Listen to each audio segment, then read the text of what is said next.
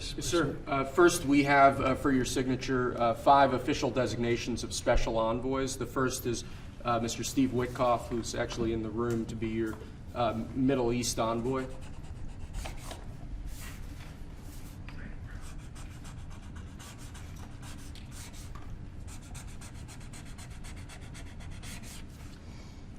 Where is Steve?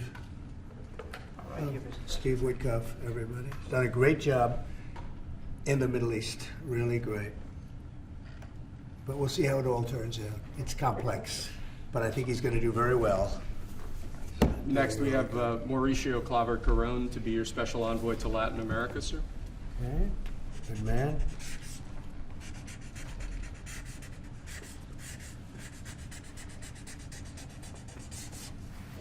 Okay. Thank you, sir. Next, we have retired General Keith Kellogg to be your special envoy on Russian-Ukraine issues. We've made a lot of progress on Russia, Ukraine. We'll see what happens, but a lot of progress has been made. We've got to stop that ridiculous war.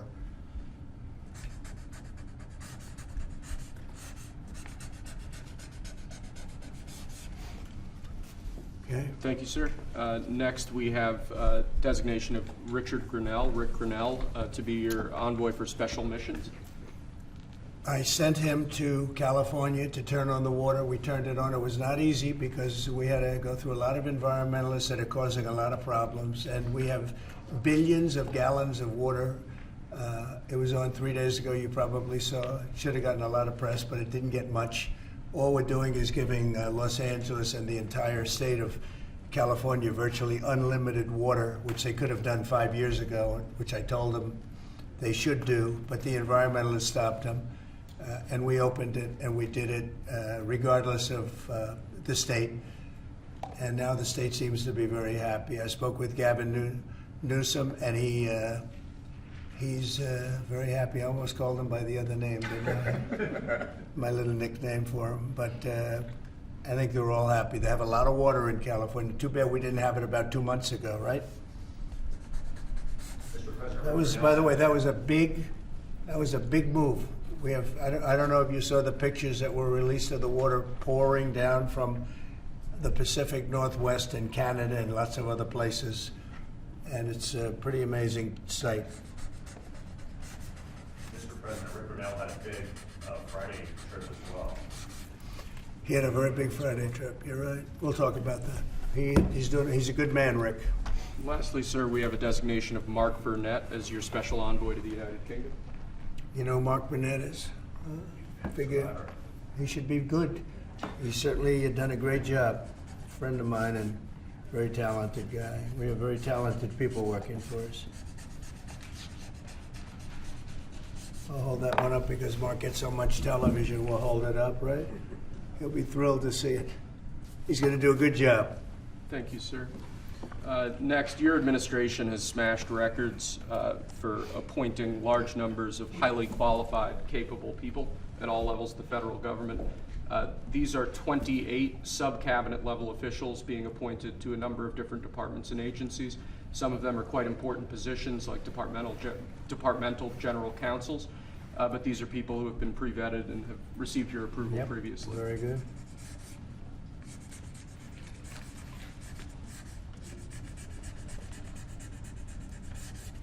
Okay. Thank you, sir. Next, this is an executive order.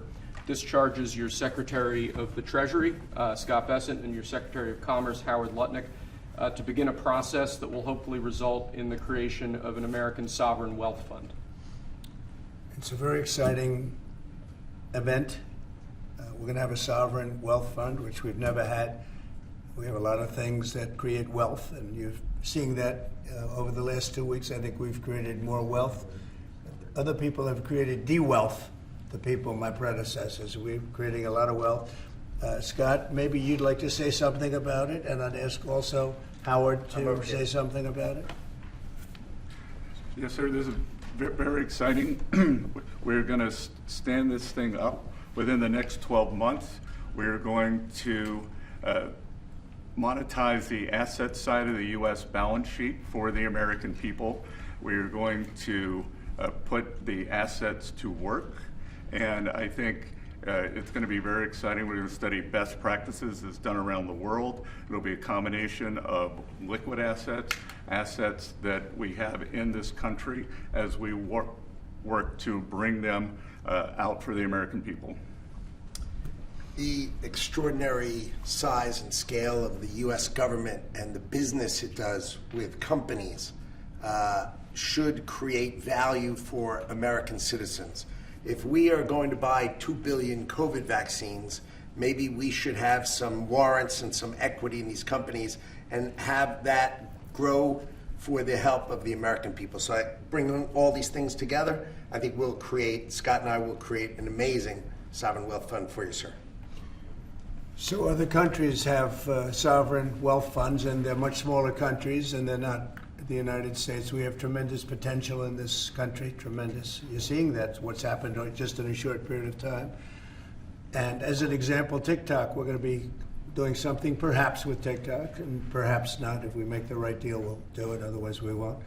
But I have the right to do that, and we might put that in the sovereign wealth fund, whatever we make, or if we do a partnership with very wealthy people, a lot of options, but we could put that as an example in the fund, and we have a lot of other things that we could put in the fund. And I think in a short period of time, we'd have one of the biggest funds, and you know, some of them are pretty large, I must tell you. Some of like the Saudi Arabia fund is on the large side, but eventually we'll catch it. But we're going to create a lot of wealth for the fund, and I think it's about time that this country had a sovereign wealth fund, and these two gentlemen and some others are going to work with them very closely, and they'll be heading it up, and they're going to do a great job. Two highly respected people that have done unbelievably well in the world, in the real world. So that's a big deal, huh? Yes, sir. I think it's going to create value and be of great strategic importance. Mr. President, why is it important for Elon Musk to have access to the payment systems at Treasury? Well, he's got access only to letting people go that he thinks are no good if we agree with him, and it's only if we agree with him. He's a very talented guy from the standpoint of management and costs, and we put him in charge of seeing what he can do with certain groups and certain numbers. Some of the numbers are horrible, what he's found. $100 million on condoms to Hamas, and many other things that are frankly even more ridiculous. And they're finding tremendous waste, really waste more than anything else, I think you could say. Probably fraud and abuse could be added to it, the more standard waste, fraud, and abuse.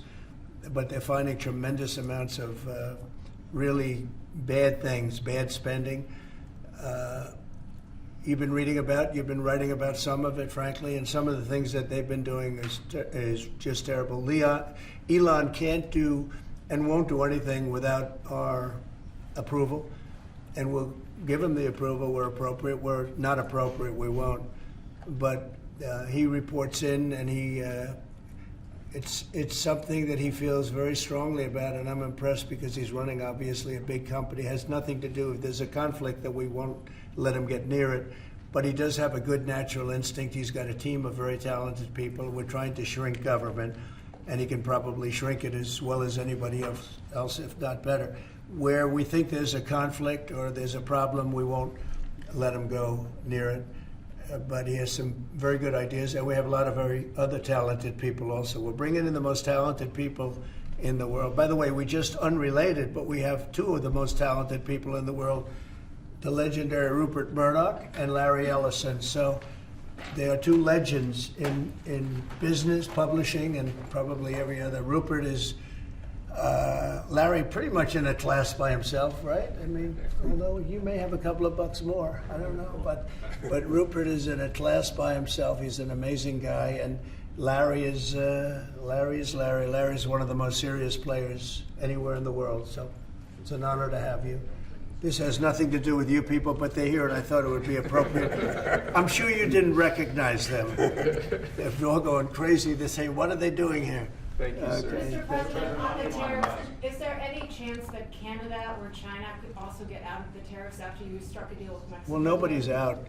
with Mexico. We had a great talk with Mexico, and we had President Sheinbaum is a woman. I like her very much. We've had good relationships, but we have to stop fentanyl from coming in, whether I like somebody or not, and we have to stop the illegal aliens from coming in. I think we've lost 200,000 people on average a year for many years, much higher than the 100,000. Could be even closer to 300,000.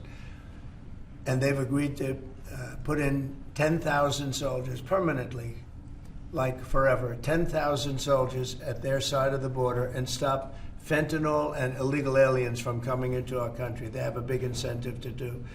Other than that, we've agreed to talk and consider various other things. We haven't agreed on tariffs yet, and maybe we will, maybe we won't. But we have a very good relationship. I also spoke with Prime Minister Trudeau of Canada, and we had a good talk in the morning, but I did ask him a couple of questions, like, banks aren't allowed to do business in Canada. Canada is very tough. Canada is very, we're not treated well by Canada, and we have to be treated well. Banks are not, as an example, allowed. Did you know that American banks are not allowed to do business in Canada? Can you believe that? And that's one of many things, and we talked about it, and I think we'll win most of the subjects. But for some reason, a lot of things have been very unfair with Canada. I noticed that in the first term. You deal with people, and after a while you begin to realize, like you learn that Larry Ellison's very tough to do business with, okay? He's a very tough guy. I mean, I'm sure you're shocked to hear that. But Canada is very tough. They're very, very tough to do business with, and we can't let them take advantage of the U.S. They don't take our agricultural product for the most part. They don't take our cars. They make cars, but they basically don't take our cars. And, we don't need, and look, I think we're going to have another good conversation today. We're actually speaking at 3 o'clock again. But we don't need them to make our cars. We don't need them to give us lumber. We don't need them for agricultural products because we have all the agriculture we need. They don't take our agricultural product for the most part, our milk and dairy, etc. A little bit they do, but not much. We take theirs. And as far as cars are concerned, they took in a big percentage, almost 19% of the market. And, I wouldn't mind making our cars in the United States, so we have a problem there. I'd like to make our cars in the U.S. We don't need Canada to make our cars. With that being said, we're going to have another call at 3 o'clock. We had a call this morning. It was a pretty good call, I'd say. So the call with Mexico went very well in the sense that they're very strong now on the border. They're going to put soldiers there. So, actually, they're best military soldiers, and they're going to be at the border, 10,000. That's a lot of soldiers, and they want to protect it also. They don't want people running through Mexico, coming through Mexico to come into our country. So they're going to do that, and then we're going to talk about other things over the next 30 days. We're going to have Scott, Howard, and Marco Rubio, Secretary of State, lead the delegation, and we're going to have a big negotiation with Mexico. I'll be involved too, and President Sheinbaum will be involved to see whether or not we can work something out on the tariffs. What about China, sir? Fentanyl in China. China will be speaking to China probably over the next 24 hours. On fentanyl in China, President Trump. We don't want fentanyl coming into our country. Now, we had another big thing, speaking of China. China's involved with the Panama Canal. They won't be for long, and that's the way it has to be. Marco just got back, as you know. He's in the process of coming back. I guess he's almost back by now. And he had a very long conversation with the leader of Panama, the respected man, and some others, the entire leadership group. And we're trying to work a deal on the Panama Canal. The Panama Canal was given foolishly years ago it shouldn't have been happened, years ago to Panama, like Jimmy Carter and the group. We lost 38,000 people building the Panama Canal, like one of the great wonders of the world. It's the biggest job we've ever built, the biggest project we've ever built in this country, dollar-wise and every other way. 38,000 people died, Americans, all men, just about, laborers and construction people. They went to Panama. The mosquito got them. Between mosquito and snakes, we lost 38,000 people. It was the most expensive project ever built by the United States.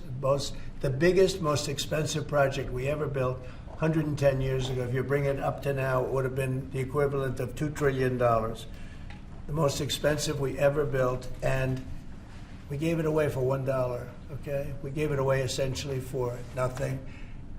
And we either want it back, or we're going to get something very strong, or we're going to take it back. And China will be dealt with. And we didn't give that to China. We gave it to Panama. We shouldn't have given it to Panama. But Panama, as you know, has violated the agreement, totally violated the agreement.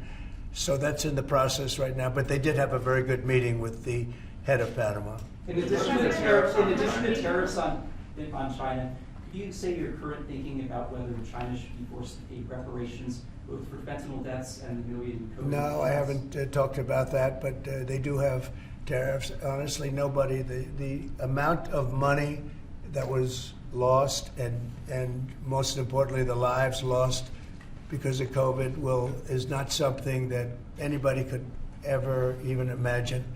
It's probably $60 trillion, and all the countries in the world don't have $60 trillion. The amount of death and the amount of destruction and the amount of money lost is probably $60 trillion. I had it figured by people about 3 months ago. It figured out. Nobody knows what the real number is, but it's almost an infinite number. The damage done, but I have not discussed that. What I have discussed is we'll have some good meetings with China. We have meetings planned, and we'll see what happens. But that was just an opening salvo. If we can't make a deal with China, then the tariffs will be very, very substantial. Okay, I'm going to sign this one. Sir, this is, you've obviously made making America healthy again a key priority of this administration. A key component of that is obviously heart health. This is a ceremonial proclamation declaring the month of February to be National Heart Month. Okay.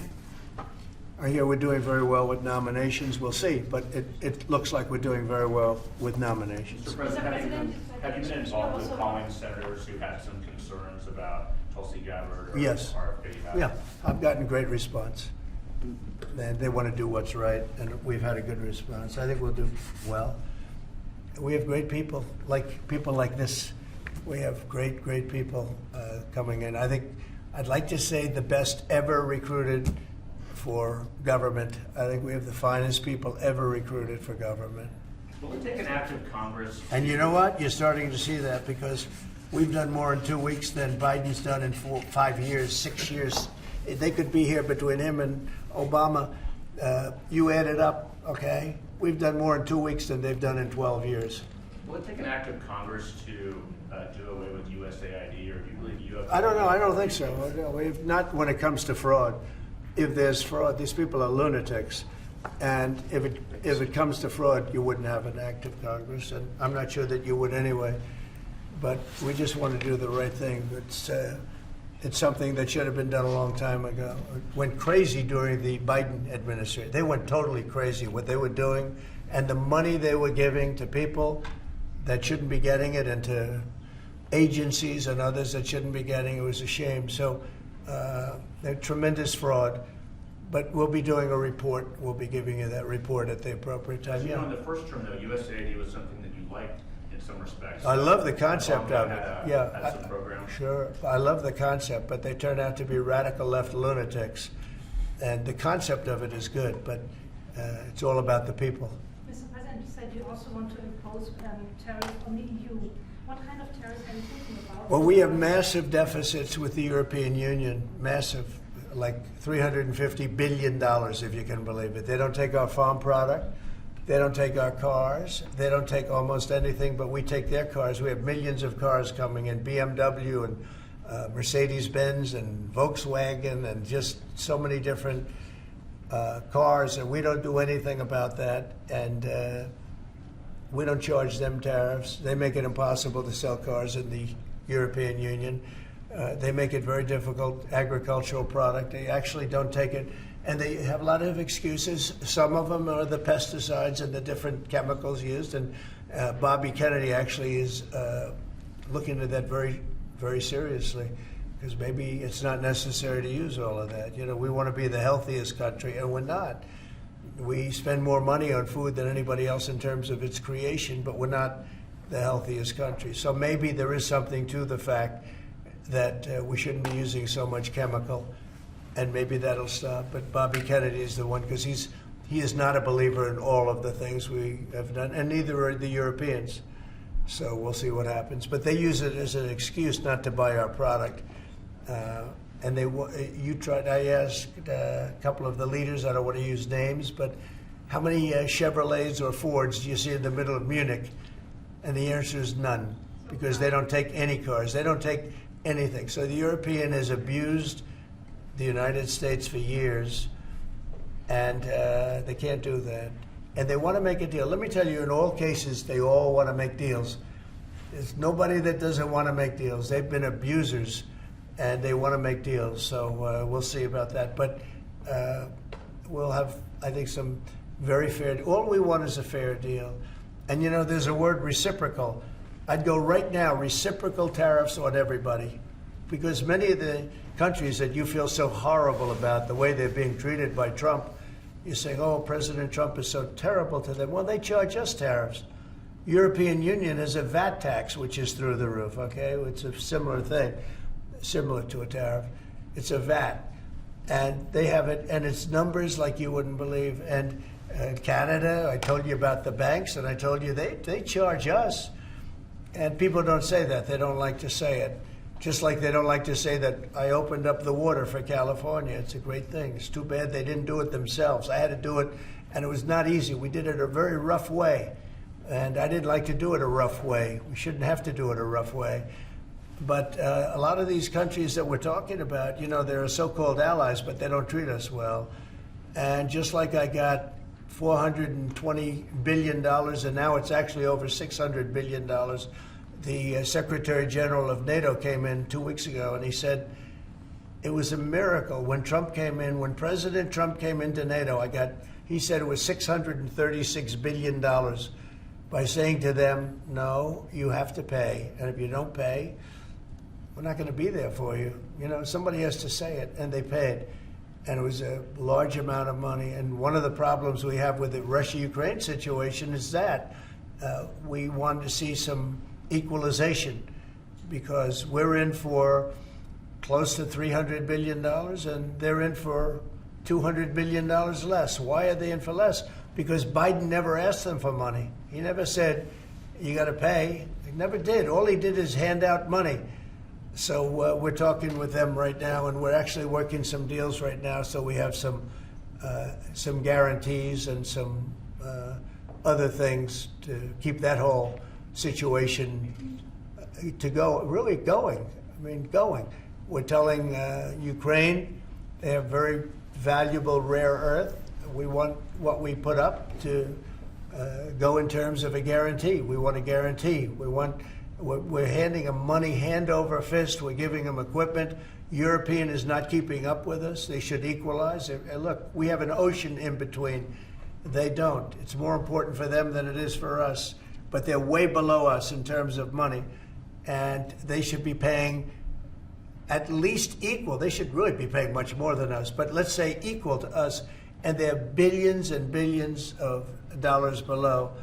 So we're looking to do a deal with Ukraine where they're going to secure what we're giving them with their rare earth and other things. In terms of the deal with Mexico this morning, was that partially related to the market reaction and the criticism from Mr. Murdoch's own newspaper? He called it the dumbest trade war on the editorial page on Saturday. I'm going to have to talk to him. Market reaction or concern about, I've been right over the Wall Street Journal many times, I will tell you that. I don't agree with him on some things. No, it's not only is it not dumb, you're going to see. Every single one of those countries is dying to make a deal. You know why? Because they're ripping us off really badly. And the United States is tired of being just being ripped off. And that's why we have $36 trillion in debt. We have it for a reason, because we make bad deals with everybody. And we don't allow that anymore. So the Wall Street Journal is wrong, because very simply, every single country that you're writing about right now is dying to make a deal, because the deals they have right now are so good and so good for them and so profitable for them. You didn't know that Canada didn't allow our banks. You didn't know all of these different things. And I think in the end, you're going to see that either very, very substantial tariffs are going to be paid by them, or they're going to make some kind of a deal. Sir, Or did Mexican President Sheinbaum? Did what? Did you blink this morning? There was no blinking. No, she's a wonderful woman, but she did agree to 10,000 soldiers on the border. I would say that's a lot. Would you say that's pretty good? 10,000 soldiers on the border? Sir, And the 10,000 soldiers are going to keep illegal aliens out, and they're going to keep them out seriously out, and otherwise they're going to have a big penalty. Mexico is going to be penalized. They're not going to come through Mexico anymore, and they're not going to let the fentanyl come in from China. And China hopefully is going to stop sending us fentanyl.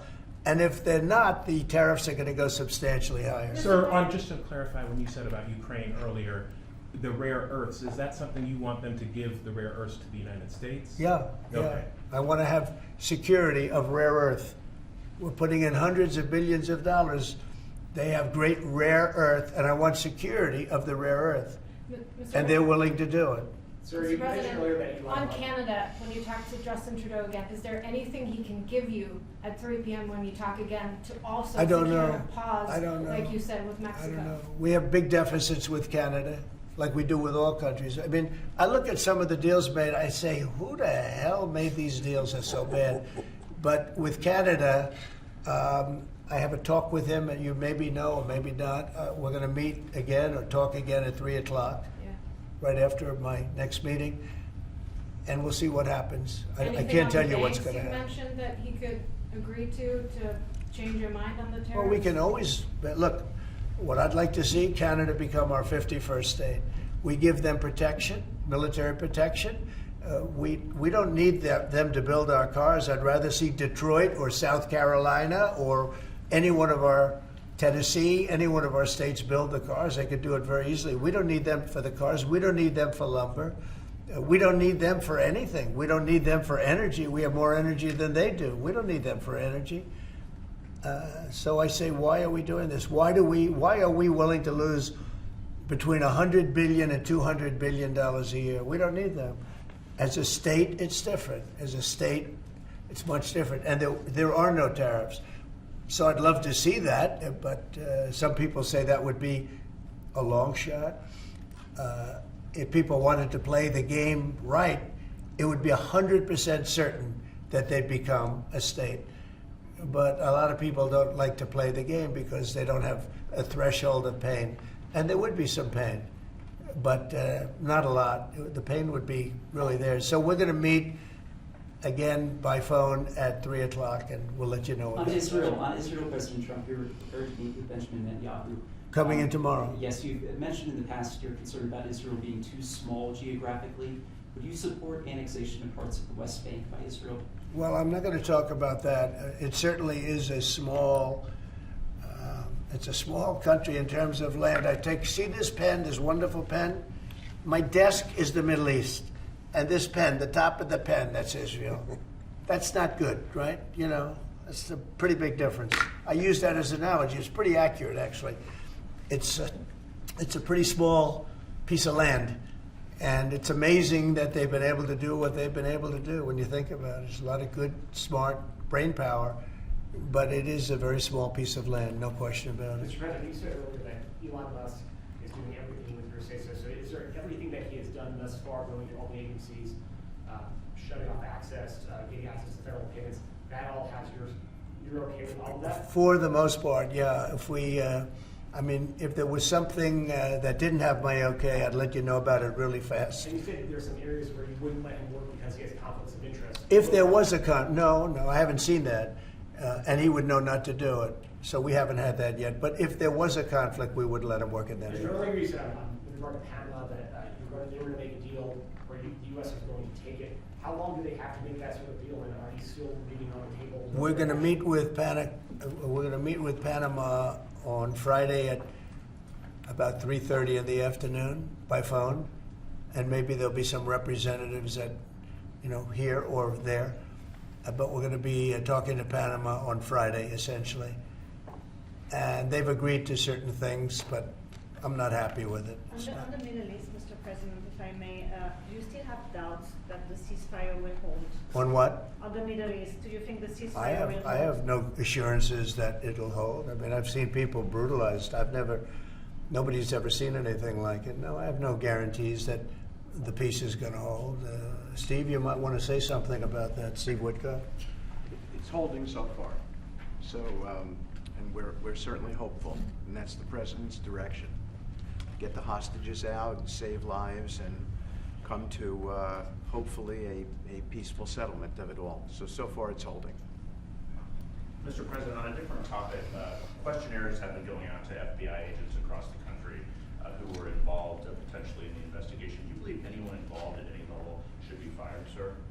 Well, I think the FBI was a very corrupt institution, and I'm a victim of it in a true sense. I was able to beat it, but other people have been treated horribly. I think the FBI had a great reputation. I think its reputation was really damaged badly, as is DOJ.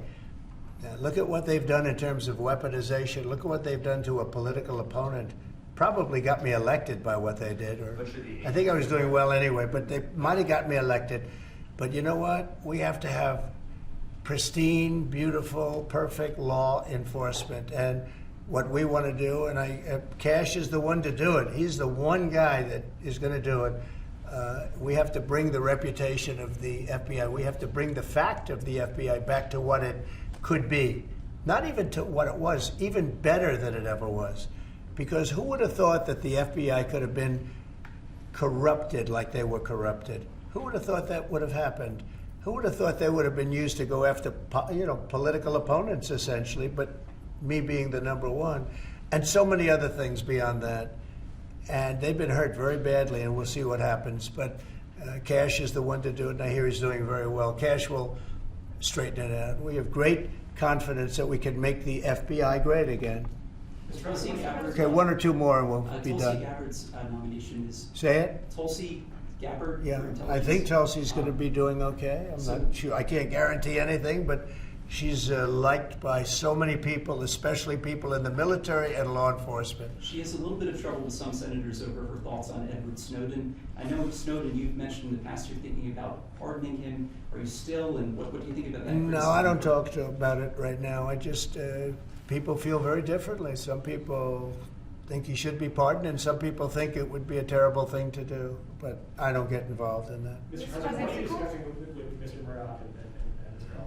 Ellison? Just respect. I have great respect for Rupert Murdoch. I disagree with him a lot of times with the Wall Street Journal, but that's all right. We've disagreed before, and I'm sure they didn't have any idea what they were talking about, because already you see what's happening. Look at Colombia. Look at what happened with that. Everybody said that with Colombia it was going to be a disaster. In 1 hour, everything was settled. You know why? Tariffs. Without tariffs, they wouldn't have been the same way. They would not have treated me the way they treated me, which was extremely nicely. And I don't want to use countries, I don't want to use names, but tariffs are very powerful, both economically and in getting everything else you want. Tariffs for us, nobody can compete with us because we're the pot of gold. But if we don't keep winning and keep doing well, we won't be the pot of gold, and then tariffs won't be so good for us. But when you're the pot of gold, the tariffs are very good. They're very powerful, and they're going to make our country very rich again. Thank you very much, everybody. Thank you, guys. Thank you, guys. Let's go. I don't know. Thank you, guys. Let's go. How is the market doing? Hey, guys. Thank you, guys. Thank you, guys. Let's go. Is it? I don't know. I don't think about it. Thank you. Thank you, guys. Thank you, Mr. President. Thank you very much.